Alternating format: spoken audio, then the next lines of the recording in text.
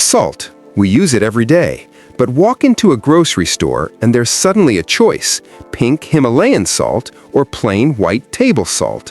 One looks exotic, the other ordinary. I know the first thought that pops into my head when I see pink salt is, it has to be healthier, right? I mean, it just looks more natural, more exotic. But the real question is that true? Or are we just falling for clever marketing? Stick with me, because the answer isn't as obvious as it looks. Let's start with the basics. Both pink Himalayan salt and white table salt are primarily sodium chloride, which means they affect your body in very similar ways.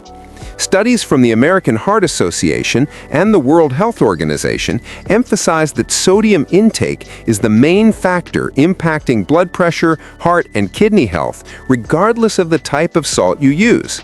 Even though pink looks different, sodium, the nutrient that really affects your heart and overall health, is essentially the same in both. Personally, I used pink salt because I am very health conscious, and I honestly thought that pink salt was healthier just by the way it looked. But learning about sodium really changed how I look at all types of salt. Pink salt is often promoted for having 84 trace minerals: iron, magnesium, potassium, calcium. Sounds impressive, right? But research shows the amounts of these minerals are very small, far too low to make a meaningful nutritional difference at normal consumption levels.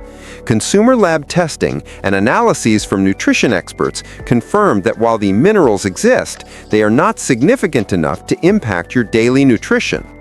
I used to think pink salt was a superfood because of those minerals, but it turns out it's mostly marketing. So if minerals are your main reason for choosing pink salt, you might be disappointed. Now, the real nutritional difference is iodine.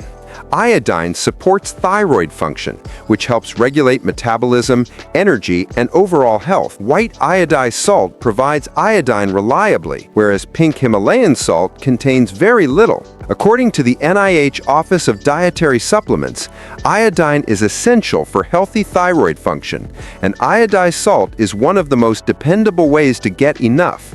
For most people, iodized salt is a simple way to make sure your body gets adequate iodine, and it's especially important for groups with higher needs, like pregnant individuals. Both salts contain nearly the same amount of sodium per use, meaning that switching to pink salt does not reduce sodium intake.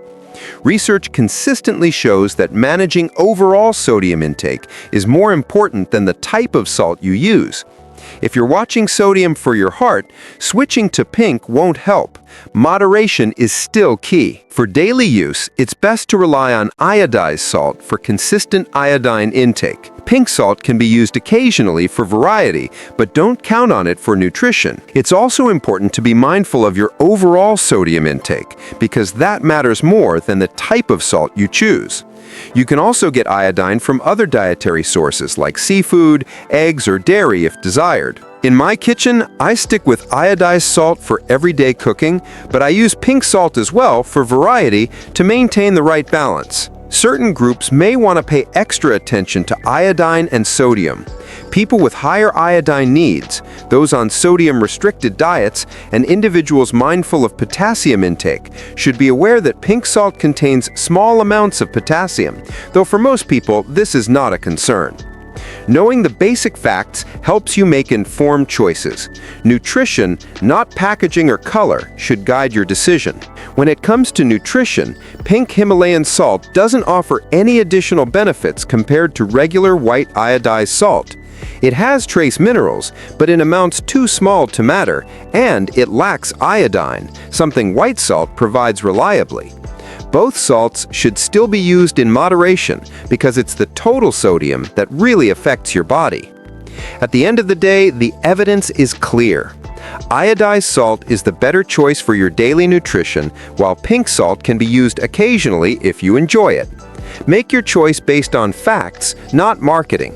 And remember, moderation and informed decisions are what really matter for your health. If this video helped you finally see the difference between pink and white salt, give it a thumbs up and share it with a friend who's obsessed with superfoods.